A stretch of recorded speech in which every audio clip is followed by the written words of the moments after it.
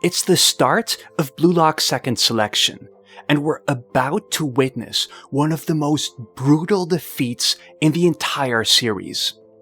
With a final score of 5-2, Blue Lock's top 3 mercilessly display their superiority against their challengers. But as all the hopes and dreams of protagonist Yoichi Isagi threaten to crumble to dust, there's no sign of devastation in his eyes. Instead, every fiber of his being is mesmerized, enraptured by the sight before him, by the beauty of the parabola that Rin Itoshi's goal traces in the sky. This is the moment when Rin becomes Isagi's greatest rival, and that's really significant. Yes, Isagi latches onto Rin because he's in many ways a superior version of himself, but on a fundamental level, it's not Rin's superlative direct shots or spatial awareness that draw in Isagi. Rather, it's because, in the face of certain defeats, Rin presented him with a display of awe-inspiring beauty. These are the terms in which their rivalry has been cast. For Isagi to truly surpass Rin means painting an even more dazzling sight than what Rin showcased in their first confrontation. So while the finale of the U20 match is the culmination of countless plots and ideas, it's first and foremost the story of how Yoichi Isagi managed to achieve exactly that. Hello, my name is Sean, and it's finally time to make good on a video that was long overdue. It's no surprise that the U20 match is so beloved among the Blue Lock fanbase.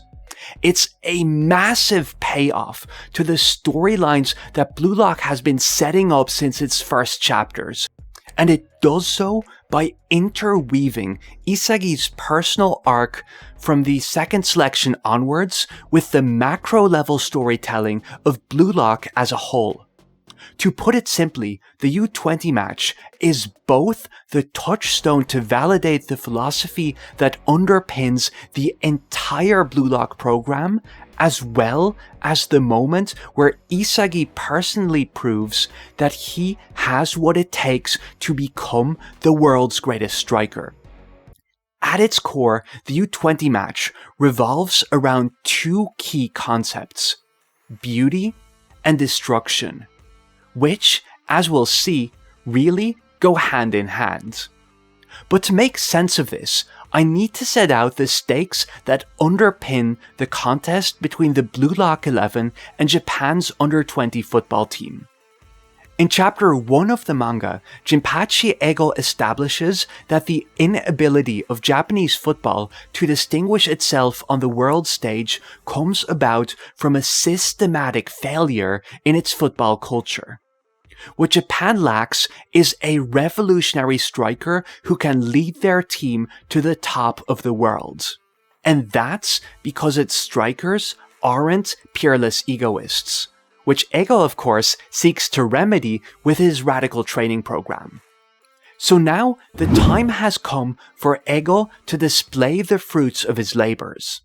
His trainees are pit against the cream of the crop of Japanese youth football, and in doing so, they've been given a once-in-a-lifetime opportunity to change the trajectory of Japanese football forever. This is what's highlighted time and again in the lead-up to and during the U20 match. The victor of this showdown will give rise to a new future for Japanese football. And here, it's significant that the 2 teams represent 2 radically different football philosophies. So let's first have a close look at the U20 team and how they, in many ways, corroborate everything that Jinpachi Ego finds fault with in his native football culture. Back in chapter 1, Ego is disgusted by footballers who prioritize cooperation and interpersonal relationships over tangible results. And let's examine the first scene in which the U20 team appears. They're being introduced to their prospective teammate, Ryusei Shidou, the violent Blue Lock ace who immediately picks a fight with U20 striker Shuto Sendou. And right away, the U20 team's captain, Comrade Oliver Aiku, expresses unwavering support for his guy, to the extent that the entire team threatens to boycott the match if Shidou takes the field. For Sae Itoshi, this is utter madness. He knows that Shidou far outclasses the U20 ace, so losing Sendou isn't a big deal to him. But that's not the U20 philosophy. They're a team of 11 players who treasure their bonds, not a well-oiled scoring machine. To me, this is a really interesting first introduction. The manga paints the U20 team in such an admirable light that it almost makes us root for them. Exactly in how they're not at all like the squabbling alpha males that we've been following up to this point. Yet this very trait within Blue Lock's philosophy of egoism immediately sets them up for failure. But more than that, the three focal players of the U20 team, Aiku, Sendou, and Sae, are each, in their own way, the products of Japan's failed football ecosystem. More than that, their stories are narratively interlocked in really interesting ways. The key scene to understanding their respective tragedies comes from chapter 56, where Ego disparages the Japanese Football Association for squandering opportunities. In Ego's view, their incessant obsession with finding the next big star only ends up destroying hopeful talents. The JFA's approach involves showering unprepared teenagers with unsustainable levels of hype, only to see them crash and burn when they face the world beyond their tiny pond. And as we'll see, the lived experiences of Japan's upcoming players closely mirror Ego's analysis. Let's start with Aiku, whose entire backstory revolves around how he was groomed into mediocrity. As it turns out, Japan's star defender originally played as a striker. But from an early age, Aiku's coaches denied him any opportunity to follow his ego. And as a result, Aiku could only develop within the restrictive parameters allowed by Japanese football, resulting in a kind of conformative blandness. One that guarantees him a stable but unassuming future. Yet, someone like Aiku isn't satisfied with a moderate income and a minor celebrity as his wife. The message is clear. In modern-day Japan, you can't aspire to greatness as a striker. And therefore, Aiku has to compromise on his dream and become a defender to follow his ego. Yet even then, the manga suggests that Aiku is on the cusp of being failed by the system for a second time. We're shown a series of news headlines from Aiku's recent career. Japan's greatest upcoming defender has been hailed as a prodigy and is about to embark on a career abroad. In other words, we're almost seeing Ego's misgivings about the Japanese approach to fostering talent unfold before our very eyes. Aiku the prodigy is about to play overseas, where he's destined to stumble and fall. That brings us to Japan's under-20 ace striker, Shuto Sendou, a character who is so bland that writer Muneyuki Kaneshiro couldn't even be bothered to give him a proper name, and just phoned in the most generic job description of a striker: send shot.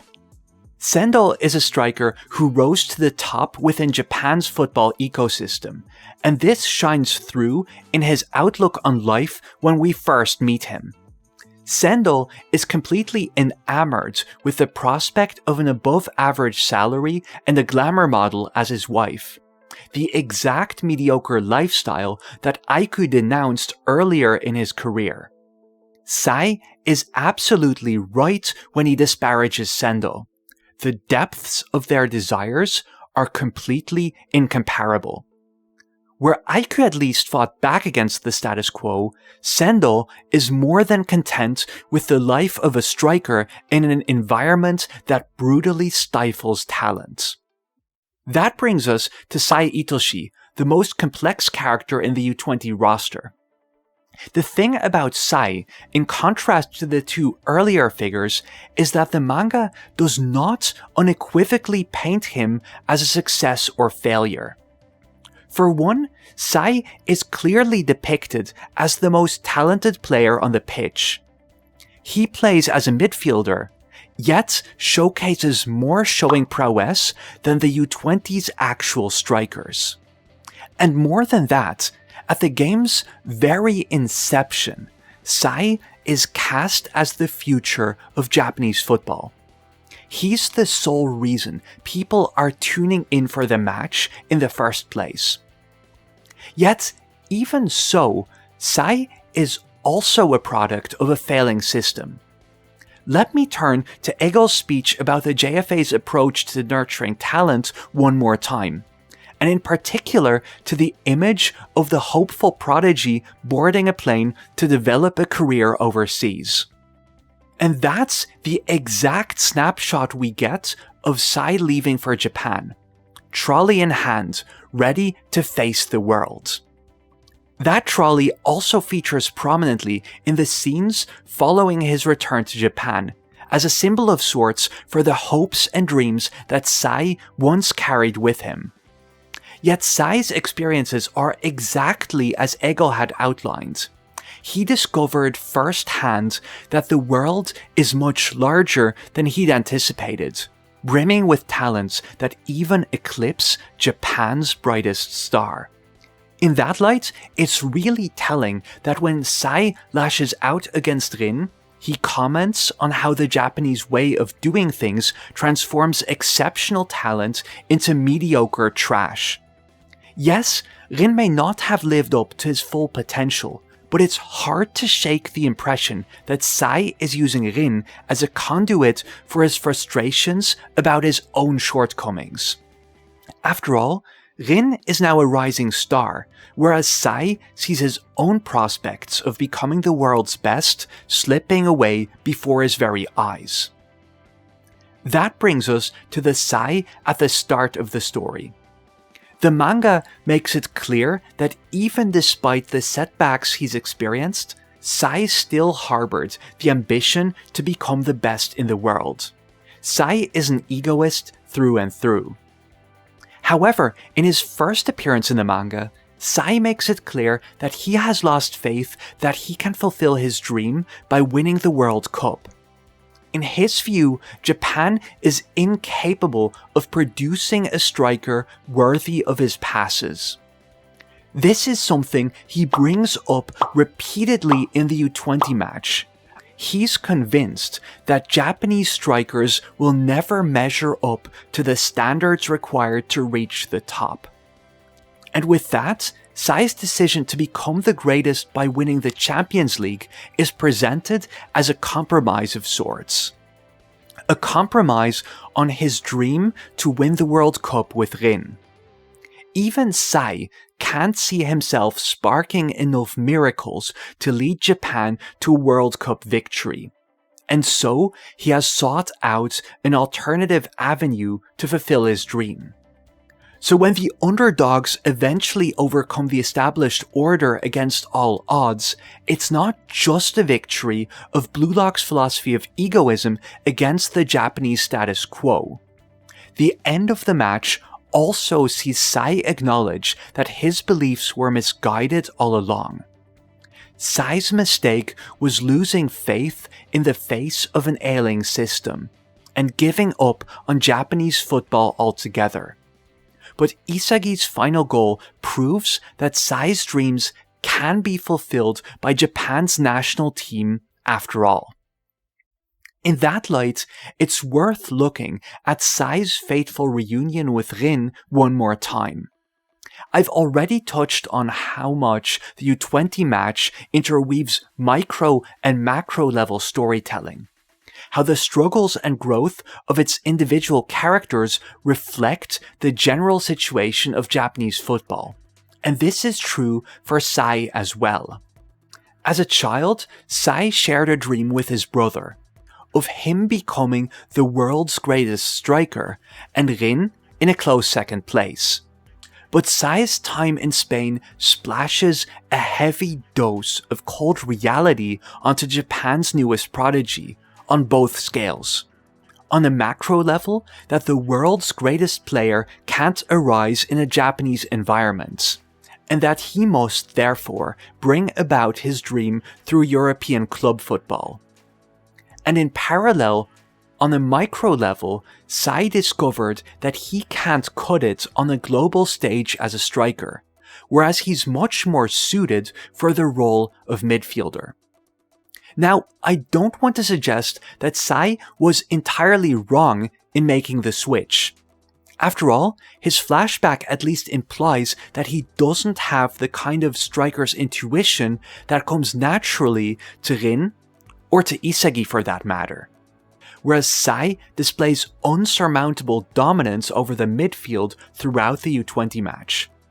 In my reading at least, Blue Lock generally celebrates characters realizing that they're better off in a different position. So the point is not that it's a failing for a striker to start playing as a midfielder per se. Rather, what makes Sae's switch from striker to midfielder parallel him forsaking national football for club football is the terms in which he negotiates these changes. So let's talk about why Rin got so upset that Sae had abandoned his original dream. In my view, this has nothing to do with Sae playing as a midfielder. Instead, the real reason is already made apparent in the scenes with which the flashback begins. It starts with scenes of Sae being idolized through Rin's eyes. Sae is cool, Sae is kind, Sae is Rin's hero. On a fundamental level, this is the relationship Rin wants to have with his older brother. To follow after someone who's even more amazing than he is. Now, I know that I'm on interpretively thin ice with what I'm about to say next, but hypothetically, imagine that Sae had said something different at his reunion with Rin. Not, I'm not gonna be the world's best striker, I'm gonna be the world's best midfielder, but rather, I'm gonna become something even greater than the world's best striker. The world's best player as a midfielder. And not, I'll be a midfielder and you'll be the world's best striker. But you'll be the world's second best player as the best striker. In that scenario, I strongly suspect that Rin wouldn't have had any reason to become angry. After all, what hurt Rin wasn't really that Sae moved down 20 meters on the pitch, but rather that he'd renegotiated the relationship between himself and his younger brother.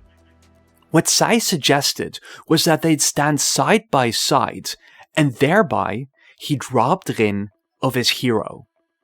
Now, put a pin in the issue of Sae as a hero, because I've got a lot to say about that towards the end of the video. But either way, the point is that Sae, at least how he's being focalized through Rin's eyes in the flashback, compromised by abandoning his aspirations to be the absolute number one in favor of a shared first place. Just like how he gave up on becoming the best by winning the World Cup and set his sights on the Champions League instead. So that's the red thread running through the main U20 players. Each of them has been failed by the system and compromised in some way, shape, or form. And by doing so, they effectively prop up the status quo. Aiku failed to challenge the established order as a striker, and Sae, forsaking Japanese football entirely, made his dismissal of Japan's chances on the global stage a self-fulfilling prophecy. So now, let's turn to the challengers.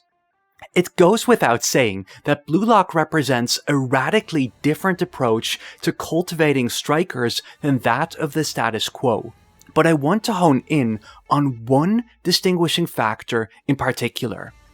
In Chapter 8, Jinpachi Ego asserts that Japan's prevailing approach to sports gives rise to exceptional midfielders and defenders, read figures like Sae and Aiku, yet those alone would never revolutionize Japanese football. Now, why is that the case? Because the football equivalent of a true revolution is a goal, and goals are a striker's prerogative. And note Ego's exact wording here. In his view, strikers are destroyers who bring about a revolution by destroying the enemy's formation. Flash forward to the U20 match, the moment of truth that will prove once and for all how Ego's approach measures up to the status quo. And as it turns out, Ego goes all in on the concept of strikers as destroyers when he unveils the guiding philosophy behind his selection. The Blue Lock 11, as a team comprised entirely of strikers, embodies a philosophy of successive destruction. Their concern isn't to stop their opponents from scoring entirely, but rather to simply score even more goals themselves. And note how elegantly the optimal strategy for a team of strikers coincides with the purpose of the Blue Lock program as a whole. Blue Lock's overarching aim is to overthrow the established order, and this revolution is brought about through an aggressive strategy that aims to destroy its representatives. It's really telling in which terms Ego rallies his players. The Blue Lock 11 will be forged into a battle group that will pulverize the U20 team and demolish the status quo. With that, the U20 match is transformed into a war of ideas where Blue Lock's victory must coincide with the complete annihilation of the established order. When Ego announces the starting lineup of the Blue Lock 11, he describes them as bullets who will facilitate an escalation of destruction. And that's exactly what unfolds over the course of the most fateful 90 minutes in the history of Japanese football. More concretely, the destructive impulses of the Blue Lock 11 escalate in essentially 3 stages. The first of these emerges with Blue Lock's first goal of the match. Initially, Blue Lock strikers are stopped in their tracks by their opponent's defensive line, whereas Sae draws first blood. But then, Rin starts an attack that leads to a series of rapid-fire assaults at the opponent's goal that leave the defensive line of the U20 team in tatters. From Rin to Yukimiya to Otoya, each of them stretching the defensive line to a breaking point, until at last Sei Shironagi lands the inevitable goal. That's what tips the scales for the first time. With their relentless wave of attacks, Blue Lock proves insanely destructive. So in the escalation of destruction that Ego mapped out, Stage 1 is destroying the opponent's formation. And as the first half of the match unfolds, Blue Lock's brand of destruction suffices to even attain the upper hand. Aiku soon realizes that he had been underestimating his opponents, and therefore he tries his hand at some destruction of his own, by attempting to kill off Rin's optimal shot course. But as it turns out, even the best U20 defender can't match Blue Lock at their own game. Despite Aiku's best efforts, Rin proves that he far surpasses Aiku as a harbinger of destruction by scoring the second goal. And that's the state of the match once the first half comes to a close. Blue Lock has bared its fangs, and the U20 team has no adequate response to this incessant barrage of destruction. In the second half of the match, however, the U20 team takes the lead once more, and it does so by offering a profound challenge to Blue Lock's philosophy of destruction. Now, I have to apologize in advance to everyone who's watched my Right in the Womb video, because I'm about to repeat much of what I said back there. So if you have, please feel free to jump ahead to the timestamp that I hopefully haven't forgotten to add in during editing. As the first half comes to a close, it's apparent to everyone that Blue Lock's philosophy of destruction has won out against the defective products that have been churned out by Japan's middling approach to football. And so, the U20 team has no choice but to call in their secret ace, Blue Lock's number 2, Ryusei Shidou. Now, the U20 team's coach Hoichi is initially reluctant to admit Shidou into their ranks. After all, relying on a Blue Lock striker seems tantamount to affirming the validity of Ego's philosophy.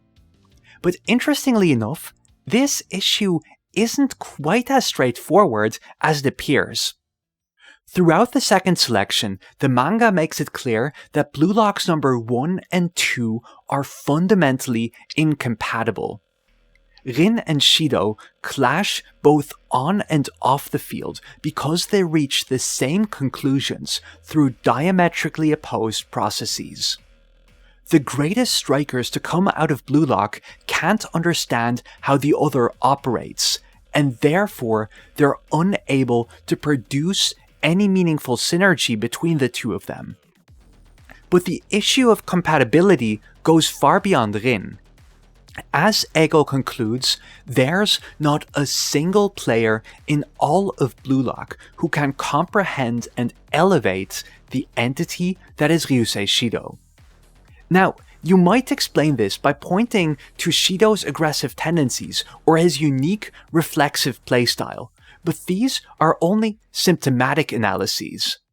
The underlying reason why Shidou couldn't fit in with Blue Lock isn't made clear, however, until the U20 match. Namely, that if Blue Lock represents a philosophy of destruction, Shidou is revealed as its polar opposite.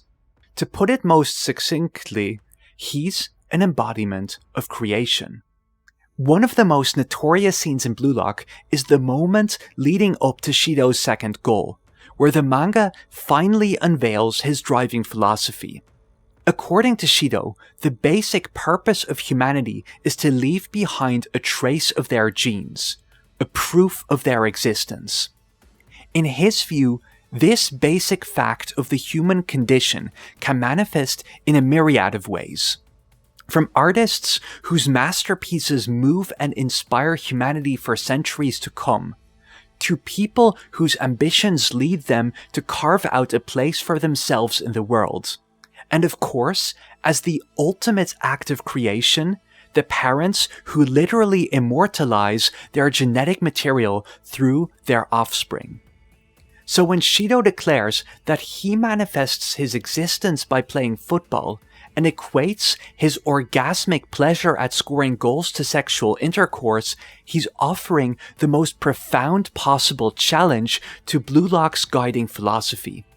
Instead of destruction, goals can also serve as acts of pure creation. This also explains why Shidou only found someone who could bring out the best of his abilities once he left the confines of Blue Lock that stifled his creative potential. With Sae, Shidou for the first time experiences someone who grants him the freedom to pursue the depths of his imagination.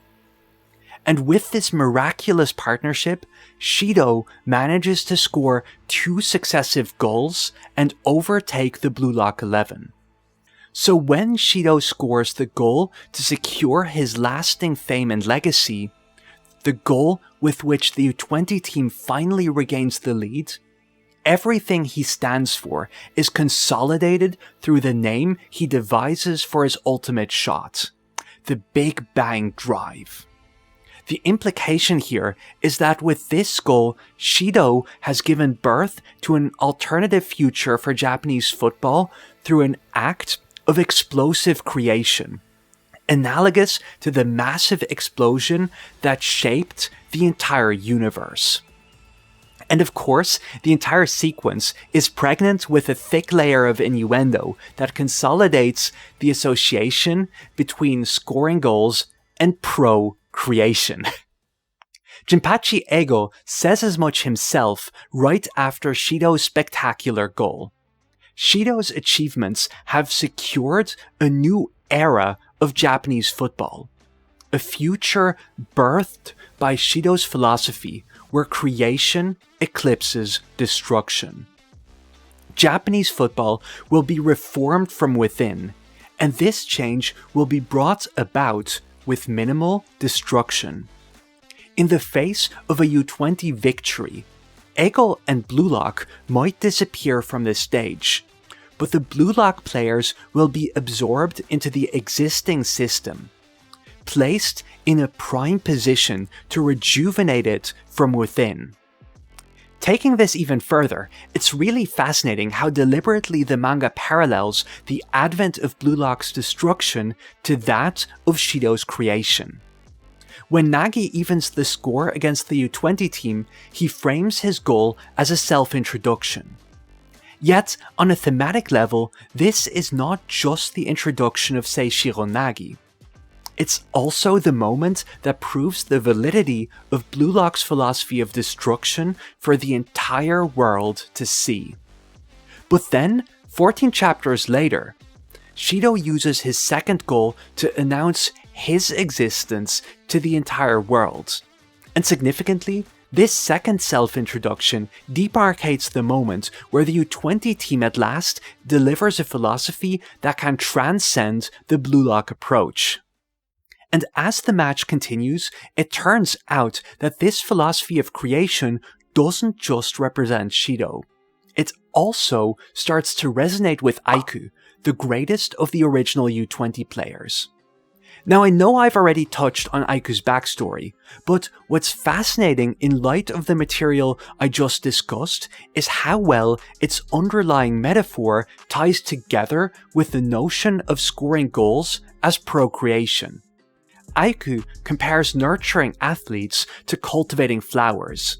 Japan's restrictive approach prunes down its players' individuality and thereby causes talent and dreams to wither away. Yet, in the face of this pestilent system, Aiku offers one final act of resistance. He solemnly swears that when a true striker emerges, he won't let anyone pluck its bud. In other words, just as how Shidou equates goals to conception, Aiku's raison d'être is to breathe life into those who are threatened to be snuffed out by the established order. His, too, is a philosophy of creation, not destruction. So in this, we see Shidou's creation in action. One lone striker revitalized his entire team to the point that they are ready to birth a new future for Japanese football. Now, back to the Blue Lock 11. Shidou has offered a powerful rebuttal of everything they stand for, and yet they're not ready to give up. And so there's only one possible response: to dial up their destructive tendencies even further. Enter Blue Lock's Joker, Shoei Baro. As a side note, if you thought I might push out an hour-long Blue Lock video without talking about the king, you were gravely mistaken. As Isagi himself notes, Ego's call to swap in Baro is a sign that he wants them to crank up their destructive potential to the max. And that's exactly what Baro does. He goes from destroying the opposing team to destroying allies and enemies alike. And it's through his fixation with hunting down his teammates that he eventually scores a goal and puts Blue Lock back in the running. Rin actually puts it into words best right after Baro comes into play. The Blue Lock team will win even if they hurt each other. Or rather, as Barrow proves, exactly because they hurt each other. Yet, while Barrow destroying his teammates suffices to tie the score, the challengers are still one step short before they can surpass the U20 team at its peak performance. That brings us to the most shocking moment in the match, and arguably in the entire manga. The scene where Rin Itoshi awakens to his true potential as a natural catastrophe, as a force of unabated destruction. But to make sense of this, I have to lay out what actually causes him to go down the deep end. For years, Rin has bought into the dream that Sae fed him, that they would become the world's best strikers together. But while Rin poured his heart and soul into following in his brother's footsteps, Sae ultimately trampled on the dream that for Rin served as the cornerstone of their relationship, and after proving just how large the gap between them, and by implication between their egos truly is, Sae declares that he has no longer any need for Rin in his life. This sudden rejection leads Rin down a path of vengeance. Sae has ruined his life, and so he will crush Sae's dreams in retribution. But as becomes more and more apparent over the course of the U20 match, Rin is misguided both in terms of his aims and his approach. First of all, what Sae tried to teach Rin, albeit perhaps not with the best didactic practices, was that you can't reach the top by using others as your driving force. Rin had signed up for Sae's dream instead of finding a dream of his own, and this would severely limit his potential. But instead of following Sae's advice and finding a unique reason to play, Rin kept latching onto Sae. Following and crushing Sae are ultimately two sides of the same coin. And I can't help but feel that this is another instance of the match's overarching juxtaposition between creation and destruction. And then there's Rin's second, closely related misconception, that the best way to destroy Sae is by emulating this loathsome sibling. This is made most apparent when Rin tries to copy Sae's scoring shot from earlier in the match, and the outcome spells out everything. When he merely imitates Sae, Rin's efforts fall short. However, the seeds for this were already planted back when Rin first felt his brother's absence. Without Sae to direct his plays, Rin decided to fill his shoes. And it's at least suggested that this led Rin to adopt a more cerebral, controlling playstyle. And more than that, Rin's flashback reveals that some of his most iconic quotes, including his catchphrase tepid, and the claim that the pitch is a battlefield, are directly parroted from Sae's harshest criticisms on that fateful day. So in retrospect, there's some serious irony in Rin's original characterization as Blue Lock's ultimate puppet master. Well, back then, it seemed like he was the one manipulating the entire playing field. In actuality, it was Rin himself who was dangling to Sae's strings. But as Sae gets fired up towards the end of the U20 match and starts playing to his full potential, Rin's efforts to beat him at his own game start falling apart. And this isn't just because Rin thinks that he can do whatever Sae can because they are siblings. More than that, he's convinced that therefore, he's the only one who can comprehend Sae. After all, Rin has been fascinated with Sae's football for as long as he can remember. And so, he alone has to be the one to stop his brother. But right when Rin thought he had read Sae's intent, Sae manages to outwit his younger sibling once again. With that, Rin resigns himself to the fact that he simply can't beat his brother, that no one can. Only for Isagi, of all people, to intercept Sae's pass. Now, let the magnitude of this event sink in for a moment. For the past few years, Rin Itoshi has dedicated his every waking hour to destroying Sae. And yet, nothing has changed. Even worse, the gap between the two brothers has only widened as the days passed. This is what he experienced on the day that Sae betrayed him, and the same rings true during their clashes in the U20 match. This is most clearly communicated by a very deliberate parallel between past and present. Sae passes Rin with the exact same nutmeg cross elastico towards the start of the U20 match as he used during their fateful reunion. By implication, Rin hasn't made any meaningful progress since. Sae himself puts it best here. Rin will never surpass him as long as he remains Sae's little brother. So when Isagi pulls off the one thing Rin desperately struggled to achieve and devoured him in the process, he effectively denied all of Rin's efforts, everything Rin has believed in. And with that, Rin is practically forced to accept the truth of Sae's words. He will never become great if he uses Sae as his reason for playing football. This is the moment Rin's world shatters to pieces, and he stares into the abyss that is the purest, unadulterated source of his ego. Let me ask you a question. Why is Rin Itoshi Blue Lock's #1 player?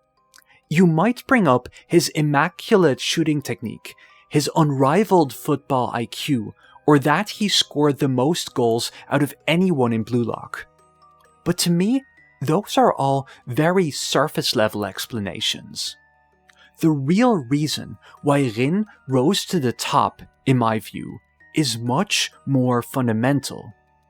If the ultimate aim of the Blue Lock program is to demolish the status quo, it only makes sense that the one who reaches the summit in such an environment would be its greatest destroyer. And so, when Rin sees everything he worked for crumble to dust before his eyes, he finally gives in to his primal urges and unleashes truly unprecedented levels of destruction.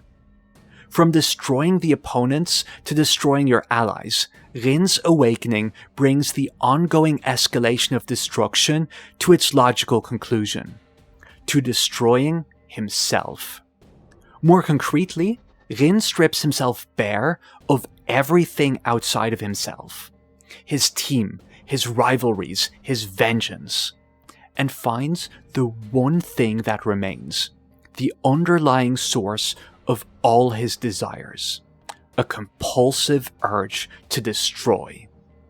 And that's, of course, exactly what he does in perhaps the most gruesome spectacle in the entire manga. And that's exactly what he does in perhaps the most gruesome spectacle in the entire manga. He humiliates the U20 defenders, one after the other, by shutting down their greatest strengths. That's the brand of hideous destruction that Rin unveils once he steps out of Sae's shadow. And with that, Rin Itoshi emerges as the natural endpoint of the Blue Lock program. The greatest striker, an avatar of sheer destruction. But as the camera pans over to Blue Lock's mastermind, we get a very unexpected reaction. Jinpachi Ego looks flabbergasted, like a modern-day Dr. Frankenstein staring in horror upon the monster of his own devices. It's beyond a sliver of doubt that Rin's hideous destruction is the inevitable culmination of Ego's life's work. And yet, he realizes only now that he's unleashed a force beyond his control. Ego designed his team as an unceasing maelstrom of destruction, raging on more fiercely by the minute and consuming everything in its wake.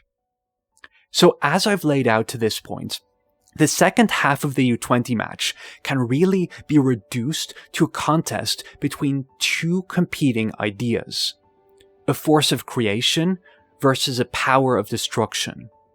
And what's so fascinating about this juxtaposition is that, if you think about it, this is really just a larger scale version of the clash between Rin and Shidou from the third selection. In the U20 match, both teams are playing for the same purpose, namely to pave the way for a new future of Japanese football, but they pursue this goal through diametrically opposed approaches, each spearheaded by the personification of their respective philosophy. Yin and yang, creation and destruction, reforming from within versus dismantling from the outside. Ego himself spells this out right before the match. When presented with two players evenly matched in terms of skill, but with completely different brands of egoism, Ego chose Rin and Sae chose Shidou. And the outcome of the U20 match will determine once and for all whose type of ego, whose philosophy will prevail. Well, that's what Ego said, but as the end of the match comes into sight, the manga has made it clear that both of their approaches can't possibly usher in this new era. Shidou's philosophy of creation might present a unique, once-in-a-lifetime opportunity to reform Japanese football from within. And yet, the same match has unequivocally shown that the corruption that infests the existing power structures simply runs too deep. In the grand scheme of things, all of Blue Lock's efforts can only amount to a tiny blip on the radar. Not even the efforts of the greatest superstar could feasibly nurse the ailing system back to health. But on the flip side, Rin's philosophy of destruction is not concerned with the future of Japanese football at all. His approach of casting aside everything beyond himself might reduce the current system to rubble, but in the end, it leaves only ruins in its wake. So now, let's finally talk about how Blue Lock resolves this impasse, and particularly about the emergence of a hero. Now, I know I've been yapping incessantly about how the U20 match serves to determine the future of Japanese football for a solid 40 minutes or so now, but I've yet to touch on one final aspect that really cuts to the core of this. Throughout the match, this future is being negotiated through one term in particular. After Sae scores the first goal, the commentators proclaim that in this match they might witness the birth of a hero. Now this term is highly significant because the idea of a hero goes back to Blue Lock's very first chapter. The purpose of the Blue Lock program is to create the world's best striker, yes, but Ego also defines this in a different way. He is out to create a single hero who will stand atop 299 corpses. So when the commentators of the U20 match insistently search for a hero, the narrative implies that they are thinking of the exact same figure as Ego. This hero is a player who will lead Japan to a World Cup victory. Or to put it differently, if the match gives rise to a true hero, the future of Japanese football will be secured. And what's fascinating is that throughout the U20 match, the manga nominates multiple candidates who might don this heroic mantle. I'll talk about Sae as Japan's hero in a moment, but let me first go over some of the other nominees. The first time the commentators entertain the notion that someone else might become the hero of the match is after Nagi's spectacular goal. Blue Lock's first proper showing elicits a sense of trepidation, a mixture of joy and confusion among the audience. And there's good reason for this sudden shift in the audience. Nagi's goal showcased technique beyond their wildest imaginations. And suddenly, there's a possibility that something truly miraculous is around the corner. And after Blue Lock ties the score, the U20 players finally feel the fire under their skin. And so, their leading striker Sendou strives to steal the title of hero for himself, only for Rin to shut down his efforts completely. And put a pin in this, because there's a lot of significance in Rin being the one to crush an aspiring hero. That brings me to the finale of the U20 match, where the notion of a hero truly comes to the fore. With both teams performing at the absolute pinnacle of their abilities, the announcers are now more than convinced that they're about to witness the birth of said hero. Now, before I proceed, I want to acknowledge a brilliant thread by Kira on Twitter about the significance of toys for Rin's character, because that really made a lot of pieces click together for me. I'll drop a link in the comments, so go check it out for yourselves. By now, Rin has awakened to his true potential as Blue Lock's egotistic destroyer, and broken through the U20 defense. And in that moment, Aiku acknowledges that Rin might be the hero who will change Japanese football. That's what's at stake with Rin's final shot of the match. This is the proving ground for Rin's philosophy of destruction. But Rin's attempt is blocked, and therefore, by implication, the manga communicates that pure destruction can't bring about a new era. Yet the spread of Rin's shot, with Rin as it were cutting off Aiku's interior monologue, makes it clear that Blue Lock's number 1 fosters no ambitions to become a hero. The way the page is laid out suggests that Rin is killing off the very notion of a hero arising from the U20 match altogether. Yet, the connection between Rin and heroism runs much deeper, and the foundation of this has already been laid in his backstory. In the time before Rin had taken up football, we see him playing with 2 action figures, a hero and a monster. But what's significant here is that this mock battle doesn't seem to present any clear-cut winner. It's as if these toys represent 2 potential futures for Rin. At this stage, it's not yet determined if he's to become the hero of Japanese football, or the monster that will wreak havoc on everything in his wake. It's only when Sae casts Rin aside that the younger sibling's true nature surfaces. Rin's response is to break apart every keepsake of the time he followed Sae's dream. This is the genesis of Rin the Destroyer. That brings us to chapter 147, the final installment of the U20 match. And it's really striking how it opens with a close-up of the hero figure that Rin must have smashed to pieces in a fit of rage. It's a subtle, yet incredibly significant metaphor, which in my view works on 3 levels. First, it finally resolves the tension between hero and monster from Rin's backstory. The shot makes it clear that Rin chose the monster, and thereby destroyed every possibility that he'd become the hero of Japanese football. But now, let's turn to Sae one last time. In his backstory, we see an awestruck Rin gazing at Sae's football, and with his toys in hand, wishing he could become like Sae, that he could become like his hero. and this really cuts to the heart of Sae Itoshi's character. At the beginning of the U20 match, Sae is painted as the obvious candidate to become the hero of Japanese football. Sae is Japan's most promising upcoming player, and it's made abundantly clear that Sae towers far above everyone else on the field.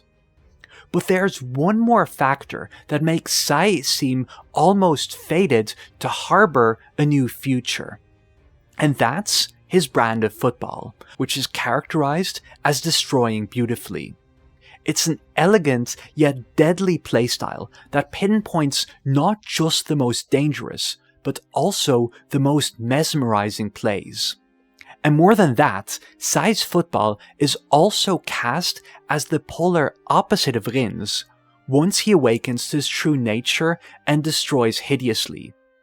Now, I've talked about how Rin's initial playstyle was basically an attempt to copy that of Sae, down to its very foundation.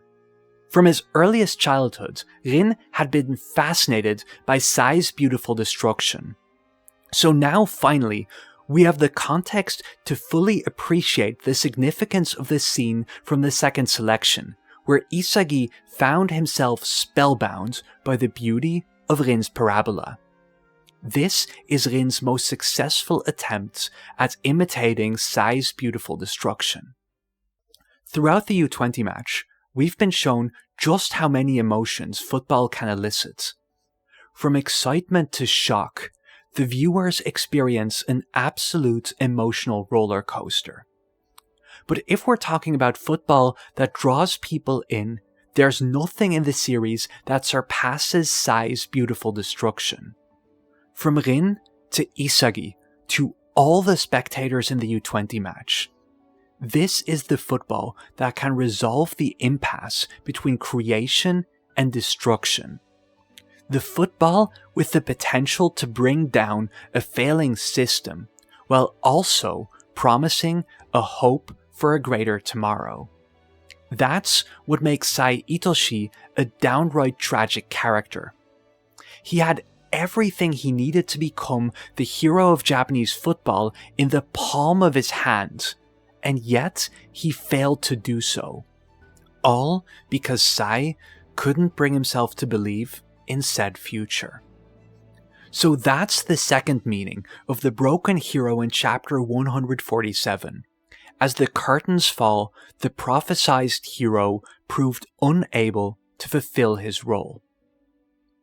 And that closely correlates to meaning number 3. This is the chapter featuring the final showdown between Sae and Rin. And here, at long last, Rin surpasses his brother by leaning in to his most hideous sides. The monster crushes the hero. But by doing so, he also puts the very future of Japanese football in jeopardy. That's what's brought about by destruction in its rawest form. And so, if Japanese football is to be reborn, a new hero has to rise up from the ashes. A hero who calls down luck as his final puzzle piece. So now, it's time to finally explain why Yoichi Isagi, of all characters, had to be the one to resolve the impasse between creation and destruction. And just for transparency, I rewrote everything from this point onwards because of a comment on the original version of the video by Anthony Dice, who so perfectly expressed what I hadn't quite been able to put into words yet in the first draft, that I just had to make a remake to address these issues. So, Isagi scores once he reveals a missing piece of the puzzle. And while this isn't the only time when something like this occurs, this moment carries way more weight in the context of the U20 match than at any other point in the story. Throughout the manga, Isagi's uniqueness is consistently illustrated with his iconic puzzle pieces, and these are way more than just a visual flair. They're the perfect embodiment of his brand of football and his approach to life in general. And with this approach, he brings about the birth of a new era for Japanese football. To make sense of this, I need to turn to the points in the story where the puzzle imagery is first developed. When Jinpachi Ego introduces the concept of awakenings in the match against Team V, he describes it as follows. An awakening occurs after one has accumulated enough study and experience, like a puzzle. The scattered pieces of success mesh with each other, and the ego blossoms. So in other words, an awakening occurs when you find a way to connect the different pieces you picked up along the way. At the time, Isagi's game-winning awakening came about when he did just that. His goal is the result of all the accumulated experiences throughout the first selection. Yet, the puzzle imagery only truly clicks to place during the 2v2 in the second selection.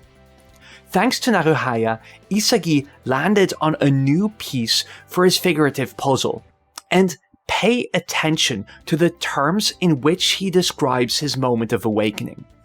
If it means winning, Isagi doesn't mind destroying himself and being reborn as many times as it takes.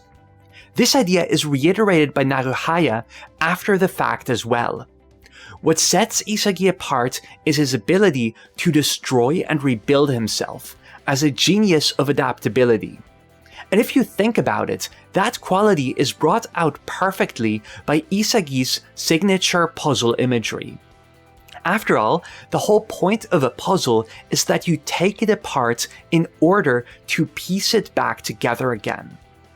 That's what leads Isagi to experience awakening upon awakening. Among the entire Blue Lock cast, he's got the most willingness and flexibility to constantly refigure his every piece. So that brings me back to the finale of the U20 match. In its second half, the two teams have been brought to the absolute pinnacle of their guiding philosophies, of creation and destruction. And yet, they've landed at an impasse, with both sides failing to break the tie with their approach to football. That is, until one player emerges who reveals that both teams actually represent a single side of the same coin. A player whose signature metaphor embodies his ability to create through destruction. And in the very last minute, he brings together all the scattered pieces and finally completes his puzzle. This is crucially the moment that Isagi at last surpasses Rin, by calling down luck in the same way as Rin had done in their previous showdown. And have a look at how the effects of luck are depicted in the two instances. Rin's luck in the 4v4 caused Isagi's puzzle pieces to evaporate into thin air, symbolizing that all his meticulous analysis had become undone in the face of blind luck. But Isagi's whole shtick is that he'll always rebuild himself after being broken apart. So of course, his puzzle pieces soon get rearranged to incorporate luck into his system, as he proves during the last moments of the U20 match. So this little luck storyline perfectly encapsulates everything that Isagi is about and why he's the person to bring into reality the type of destruction that Ego sought out all along. The destruction that will give birth to a new generation of Japanese strikers. And note which two players stand in Isagi's way as he scores the final goal. Oliver Aiku, the last wall that must be scaled for Japanese football to be reborn. And Rin Itoshi, the monster who slew the false hero. And by surpassing these two forces, a true hero emerges who called down luck for a final shot, a winning goal in the last minute. And it blazes like a meteor against the backdrop of a starry sky. This is the birth of a hero who took down both the established order end the monster that threatened to burn everything to the ground. A hero whose shot transfixed the eyes of an entire nation and breathed life into the dream of winning the World Cup. And in doing so, Yoichi Isagi has truly surpassed Rin with a majestic display of beauty. For everyone who stuck to the end of the video, thanks so much. This is a project that was in the making for over a year, and I found it so important that I decided to make a second version because I wasn't satisfied with the original ending, and I want this to be the best definitive analysis of the U20 match you can find on YouTube. Also, just to still flag this, I put out the first version of this video after working on a 3-part analysis of Sound Euphonium, my favorite anime of all time. And in all honesty, I'm still just as proud of that series as I am of this video. So if you're at all interested, go check it out on my second channel. So if you enjoyed this video, I'll be putting out more in-depth Blue Lock analysis every other week, and I hope to see you again sometime soon.